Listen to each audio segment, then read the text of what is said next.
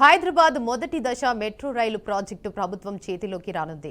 Metro రైలును కొనుగోలు చేయాలని ప్రభుత్వం నిర్ణయించింది. ఇక ముఖ్యమంత్రి రేవంత్ రెడ్డి, ఎల్&టీ వైర్మెన్ సుబ్రహ్మణ్యన్ మధ్య నిన్న జరిగిన చర్చల మేరకు ఇరు వర్గాల మధ్య అంగీకారం కుదిరింది. గత కొన్ని రోజులుగా పలు ప్రత్యామ్నాయాలపై చర్చలు జరగగా నిన్న జరిగిన చర్చల్లో తుది నిర్ణయానికి వచ్చారు. మెట్రో రైలు కోసు బ్యాంకుల నుంచి ఎల్&టీ తీసుకున్న 13,000 కోట్ల రూపాయల రుణ బాధ్యతను ప్రభుత్వం తీసుకుంటుంది.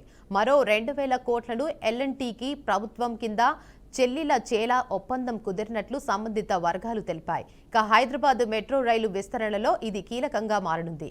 ఈ నిర్ణయం అమలుకు తదుపరి కార్యాచరణ ప్రారంభిస్తున్నామని, ఇది పూర్తయితే దేశంలో ఉన్న 20 మెట్రో కూడా ప్రభుత్వం చేతికొచ్చినట్లు అవుతుందని అధికార వర్గాలు వెల్లడించాయి.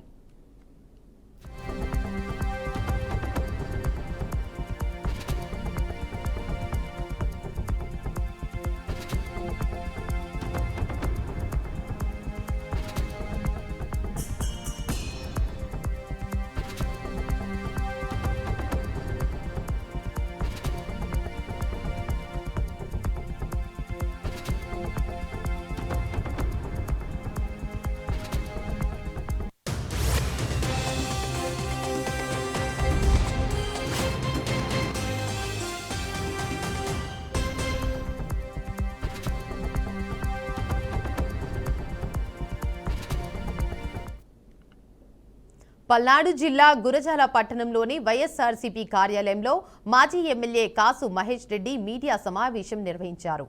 ఇక ఆయన పేర్కొన్నారు, వైఎస్ఆర్సీపీ పార్టీ పక్ష హోదా కారణంగా ప్రభుత్వంపై ఒత్తిడి ఏర్పడి ఎప్పుడూ మెడికల్ కాలేజీపై ప్రస్తావించని యరపతినేని అసెంబ్లీలో ఈ అంశాన్ని చెప్పాల్సి వచ్చింది. అసెంబ్లీ సాక్షిగా అబద్ధాలు చెప్పేవారని యరపతినేనిగా విమర్శిస్తూ మెడికల్ కాలేజీకి ఇప్పటి వరకు 100 కోట్ల రూపాయలు ఖర్చు చేశామని వివరించారు. అలాగే వైఎస్ఆర్సీపీ నాయకులపై కేసులు పెట్టితే రేపు అంతకంటే రెండింతల దెబ్బతింటారని హెచ్చరించారు. పార్టీ ప్రతిపక్షంగా తమ బాధ్యత నిర్వర్తిస్తూ ప్రభుత్వం మీద ఒత్తిడి తీసుకొస్తుంటే గతంలో మీరు చూశారు, సెల్ఫీ ఛాలెంజ్లు గాని అనేక రకాల పోరాటాలు చేసి చివరికి మొన్న మెడికల్ కాలేజ్ దగ్గరికి పోయి యావత్ జిల్లా కూడా ఈ ప్రభుత్వం మీద ఒత్తిడి తీసుకొస్తే చివరికి ఎప్పుడు మెడికల్ కాలేజ్ ఆవరణలోకి పోని ఎమ్మెల్యే యరపతినేని శ్రీనివాసరావు గారు పరిగెత్తాడు 4-5 నెలల క్రితం.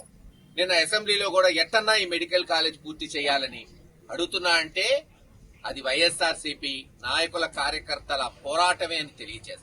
అసెంబ్లీ సాక్షిగా అబద్ధమాడే ఎమ్మెల్యేని యరపతినేని శ్రీనివాసరావు గారినే చూస్తున్నాం. ఈరోజు మేము బ్రహ్మాండంగా నడికుడి నారాయణపురం దగ్గర తీసుకొచ్చాం కదా. హాస్పిటల్స్, ప్రాథమిక ఆరోగ్య కేంద్రాలు జంగమేశ్వరపురము, దాచేపల్లి, నడికుడి, పిడుగురాళ్లలో 3. అంతేగాని దొంగ కేసులు పెట్టుకుంటాం, పిల్లల్ని లేదు భయభ్రాంతులు చేస్తాం, అన్యాయంగా చదువుకునే పిల్లల్ని ఆడవాళ్ల మీద కేసులు పెడుతున్నారు. ఇంతకు ముందు ఎప్పుడూ లేదు. వైఎస్ఆర్సీపీ పార్టీ ప్రతిపక్షంగా తమ బాధ్యత నిర్వర్తిస్తుంది. నోయిడాలో మహిళా ప్రయాణికులపై ఊబర్ క్యాబ్ డ్రైవర్ దాడికి పాల్పడ్డాడు. ఆఫీస్కు వెళ్లేందుకు 5 అబ్బాయిలు ఊబర్ బుక్ చేశారు. బొటానికల్ గార్డెన్ మెట్రో స్టేషన్ నుంచి సెక్టార్ 128లోని ఆఫీస్కు వెళ్తుండగా డ్రైవర్ బ్రిజేష్ వెళ్తున్న వైపు ట్రాఫిక్ ఎక్కువగా ఉంటుందని, మరో దారిలో వెళ్లాలని అమ్మాయిలకు చెప్పడంతో క్యాబ్ డ్రైవర్ బ్రిజేష్ ఆగ్రహం వ్యక్తం చేశాడు.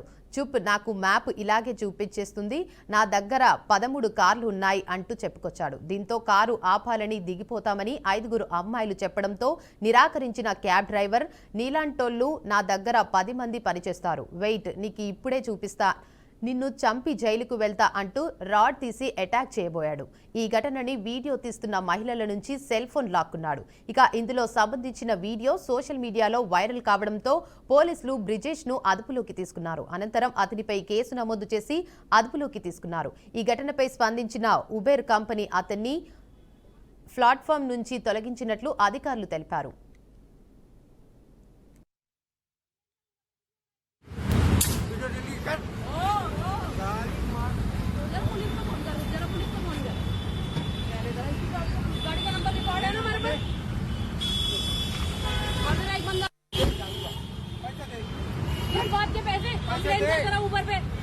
कंप्लेन कर ऊबर पे वीडियो बना इसकी वीडियो डिलीट कर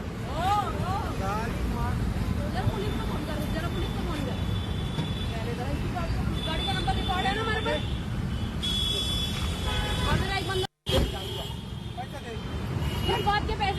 कंप्लेन कर जरा ऊबर पे, कंप्लेन कर ऊबर पे, वीडियो बना इसकी। वीडियो डिलीट कर